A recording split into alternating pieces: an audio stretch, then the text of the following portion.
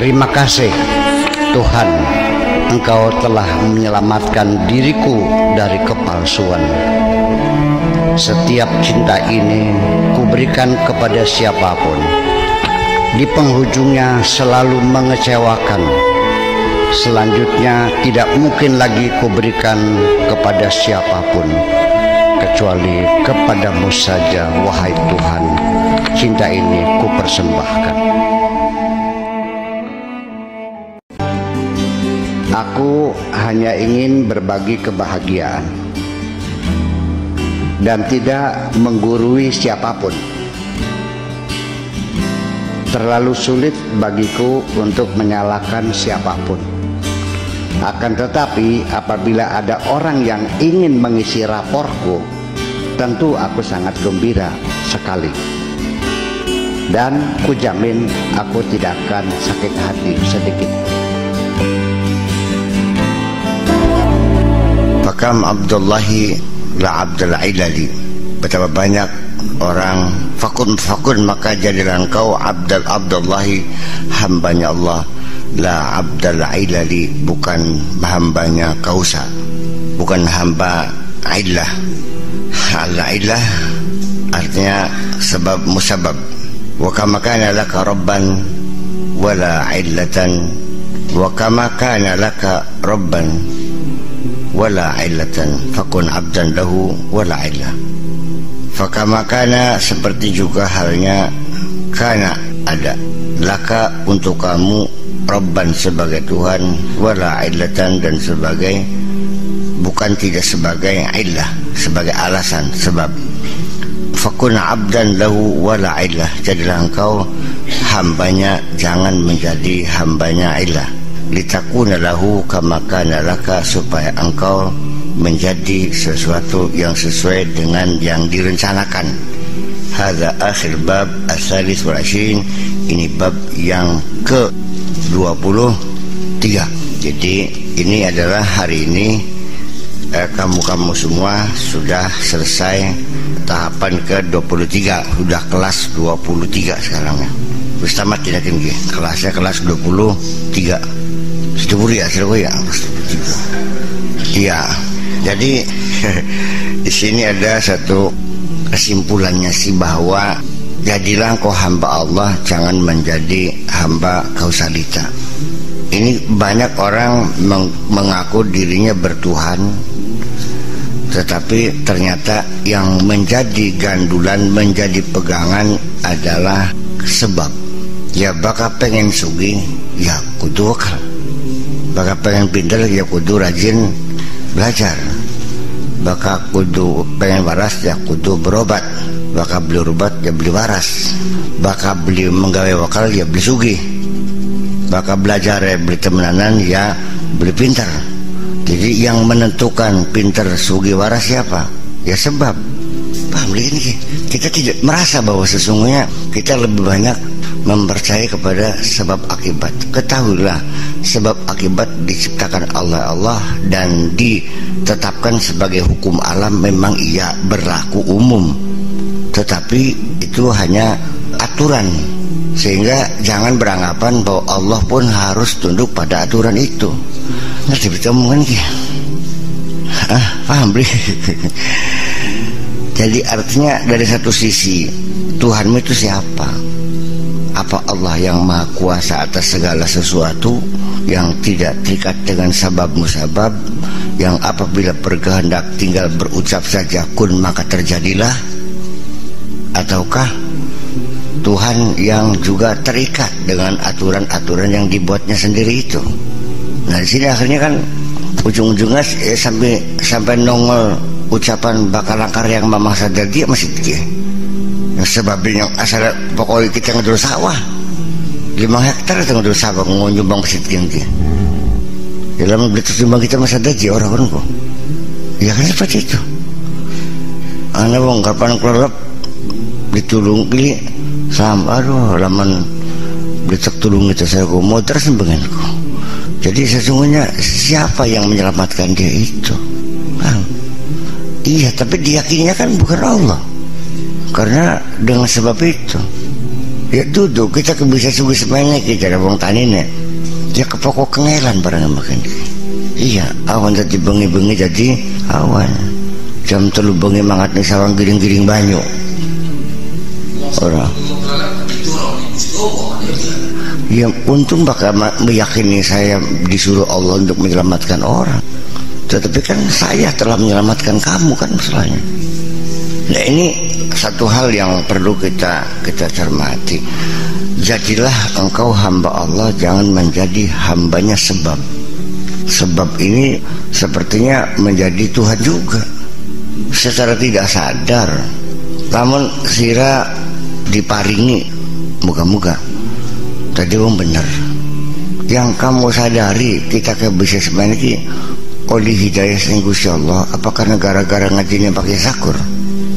Nyungkitnya durung apa kini? Paham begini? Jadi artinya ketika kamu terjepit dalam satu kondisi, katakan sajalah punya utang yang sangat banyak dan tidak mampu membayarnya, sedangkan harus lunas. Yang terpikir pada diri kamu adalah mencari teman yang kira-kira siapa yang punya uang yang bisa nolong saya. Karena Allah bisa menolong saya pun harus ada orang yang bisa menolong saya. Iya terbeli gini. Yang terbayang kan mantu sing sugi, mertua, sedulur, ponakan sing sugi. Siapa yang bisa menolong saya ini? Jadi kapan kamu minta tolong kepada Allah? Ya enggak pernah sebenarnya mah. Ini ada dalam dirimu sendiri bahwa engkau tidak pernah minta pertolongan sama Allah. Sebab yang terpikir bagaimana caranya Allah menolong kamu kalau tidak melalui seseorang yang menolong saya.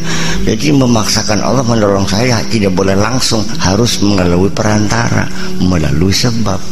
Kamu berpikir begitu nggak sih sehari-hari?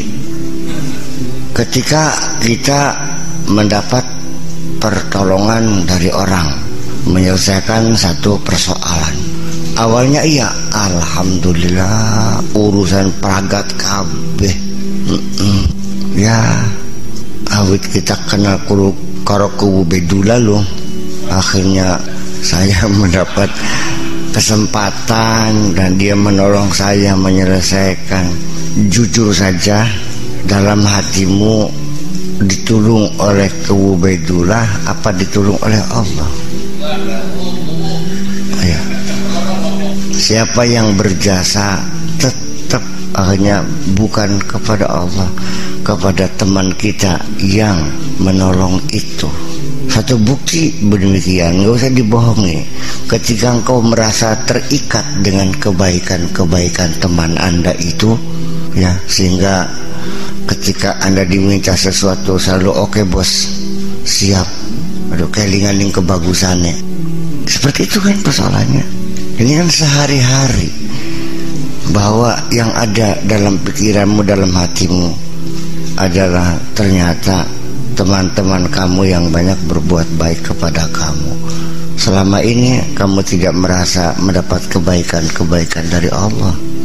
Bagian cam ngomong alhamdulillah lah, ning acini mah kesuwun paku. Ya iya, ini iya. Selama ini engkau terikat atau merasa berhutang budi kepada orang lain dengan jasa-jasanya. Dan selama ini kamu tidak merasa berhutang budi kepada Allah kok. Buktinya dikongkon ning wong sing pernah nulung ni sira getak je. Kagian santral kagian begitu dikongkon Gusti Allah kelakat. Saya ure semuanya biar paham bahwa sebetulnya siapa Tuhan yang ada di hatimu itu. Ya kan aja tersinggung ini ngomong saya aneh kan. Secara realita kenyataan di dunia, orang yang paling banyak berbuat baik kepada kamu adalah orang tuamu, betul? Yang mengandung kamu, yang melahirkan kamu, yang ngurusin kamu, nyebokin kamu, bedongi, menyekolahkan, membiayai. Orang tua adalah yang sangat berjasa kepada kamu, ya kan? Nah, untuk itu Allah pun memberikan arahan kepada kita bahwa wabil walidaini ihsana, harus berbuat baik kepada orang tua. sebagai tanda rasa syukurmu. Anishkurli wali walidaika, bersyukur kepadaku dan kepada orang tua yang telah kujadikan sebagai sebab yang merawat kamu. Ya kan begitu? Artinya bahwa pertama anishkurli wahnan ala wahnin wa fisaluhu fi amain. Anishkurli wali walidaika ilayyal masir, bersyukur kepadaku yang telah menampilkan kamu di bumi ini melalui kedua orang tuamu. Bersyukurnya kepadaku dan kepada kedua orang tuamu. Ya kan begitu? Selama ini kita merasakan hadir karena jasa orang tua, dan kita kadang-kadang tidak mampu menembus hati kita bahwa yang merawat kamu adalah Allah juga, yang melahirkan, artinya menurunkan kamu ke bumi Allah juga, hanya prosesnya harus lewat perut ibu kamu. Ya kan begitu? Allah telah membuktikan bahwa aku bisa membuat manusia tanpa keluar dari perut ibu. Ya kan begitu? Tanpa ibu, tanpa bapak. Dan aku pun bisa menciptakan manusia tanpa melalui proses harus ada bapak. Ya kan begitu? Nah, ini hendaknya keterikatan kita, kesetiaan kita ini tetap pokoknya kepada Allah, bukan kepada orang tua. Orang tua sebatas mengucapkan thanks a lot for your nice, terima kasih atas segala kebaikanmu saja. Sehingga rasa syukur, rasa patuh dan hormat kepada orang tua sendiri itu pun bukan karena sebab dia itu telah berbuat baik kepadamu, tapi hanya sebagai bukti rasa syukurmu kepada Allah juga. Sehingga kepatuhanmu yang mutlak adalah kepada Allah. Kepatuhan kepada orang tua masih ada rambu-rambu, ada batasan-batasan. Jadinya tidak mutlak harus selalu nurut kepada orang tua. Dibatasi selagi dia tidak melanggar aturan Allah. Ketika dia melanggar, tidak usah taat kepada orang tuamu. Ini sudah bukti bahwa ketaatan kita bukan kepada orang tua, tapi kepada Allah. Sehingga ketika kita berbaik kepada orang tua, menghormati orang tua, adalah sebagai bukti rasa syukur kita kepada Allah. Maka bisa mikir gini. Dengan bukti ketika orang tuamu menyuruh kamu kepada satu kemusyrikan, maka jangan kau ikuti. Wa in jahadaka ala an tusyrika bima laysa laka bihi ilmun fala tuti'huma. Enggak usah diikutin. Tetapi selagi di dunia, wasahibhuma fid dunya ma'rufa, tetap di dunia mah ya orang tua harus kita hormati. Itu saja persoalannya. Tidak seperih apapun yang terjadi pada diri kita. Alhamdulillah sampai sekarang orang tua saya tidak mengajak kemusyrikan, orang tua saya tidak mengajak kejahatan, orang tua saya selalu mengajaknya kepada kebaikan-kebaikan. Tetapi Nabi Ibrahim, bapaknya kan tukang bikin tempekung, dan dia kan menghalang-halang Ibrahim. Iya kan? Nabi Ibrahim durhaka nggak sama orang tua? Tidak juga. Ya, sekalipun secara bermasyarakat ya harus terpaksa putus hubungan. Ya, goodbye forever. Ya, selamat tinggal bapakku. Tetapi sekalipun demikian, dalam hati sanubarinya Nabi Ibrahim masih tetap saja mendoakan orang tuanya. Salamun alaika sa'astaghfiru laka innahu kana bi hafiyya. Ya, salamun alaik, selamat tinggal Pak. Ya wis, terangkan ya baik, selamat tinggal. Tetapi saya tetap mendoakan Bapak. Sa'astaghfiru laka rabbi, saya minta ampunan kepada Allah untuk Bapak. Innahu kana bi hafiyya, karena Allah sangat baik sekali kepadaku. Tetap kudoakan. Paham begini sih? Ya, enggak usah mencaci maki, ya sudah selesai. Ya wis Pak, bagaimana kita lunga punten kesuwun, dan kita doakan ya Allah, berilah ayahku itu hidayah supaya menjadi orang yang benar, kan gitu. Jadi bagaimanapun kita terharu ya kepada Nabi Ibrahim, dia mesti berpisah dengan bapaknya. Ya kan begitu persoalannya. Nah jadi intinya mah kita jangan terikat dengan kebaikan-kebaikan siapapun. Tetap itu adalah kebaikan dari Allah, hanya melalui seseorang.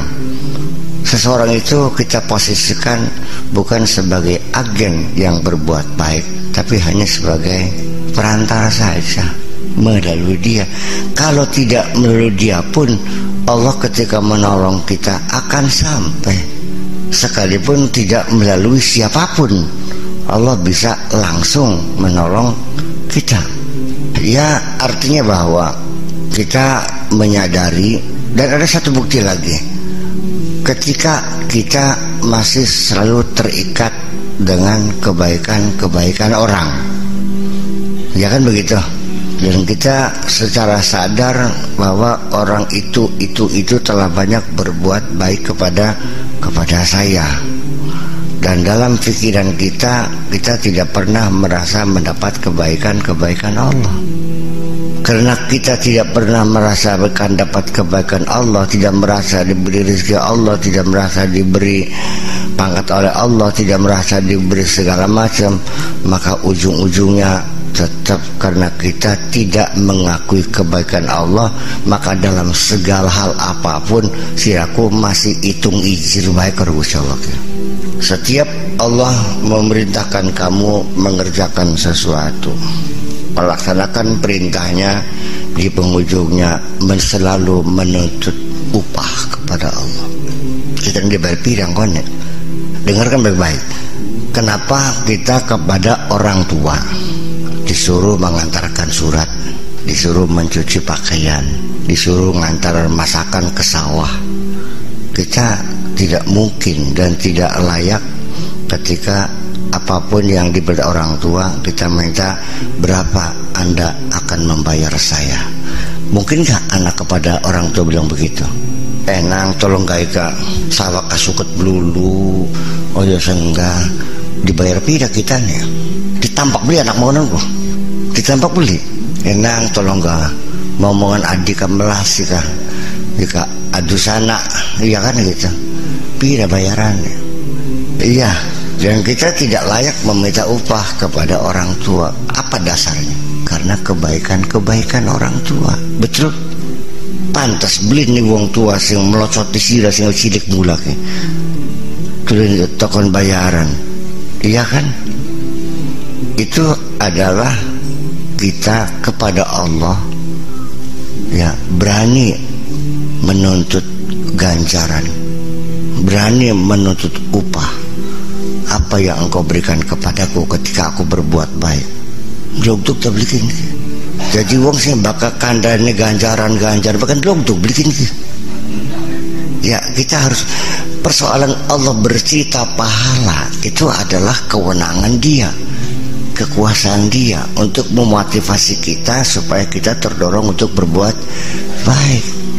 Tetapi setelah kita dewasa, ya sudah dong. Setelah kita dewasa mah ya sudah, kita jangan selalu berorientasi kepada imbalan-imbalan itu. Sekarang kita ingat nggak dulu ketika disuruh sekolah, diiming-imingi dengan uang jajan kan? Sekolah harus rajin, kalau lulus nanti diberikan sepeda. Masih ingat? Itu kenapa orang tua mendidik kita dengan imbalan-imbalan ketika kita masih kecil? Karena kita terdorong secara materi, karena ada imbalannya, maka sekolah kita rajin. Sampai sholat pun dibayar. Pokoknya sidaki jajannya sedina 5.000 atas perhitungan subuh 1.000, duhur 1.000, asar 1.000, maghrib 1.000, isya 1.000. Begitu kamu maghrib tidur, isanya nggak sholat, tak potong patahnya udah. Itu kan sah-sah saja orang tua mendidik anak untuk berbuat baik, untuk taat dengan iming-iming imbalan. Jadi artinya Allah pun untuk manusia yang imannya masih lemah, itu masih wajar diiming-imingi imbalan. Ketika kamu selalu mengharapkan pahala, berarti imanmu masih lemah juga kalau begitu.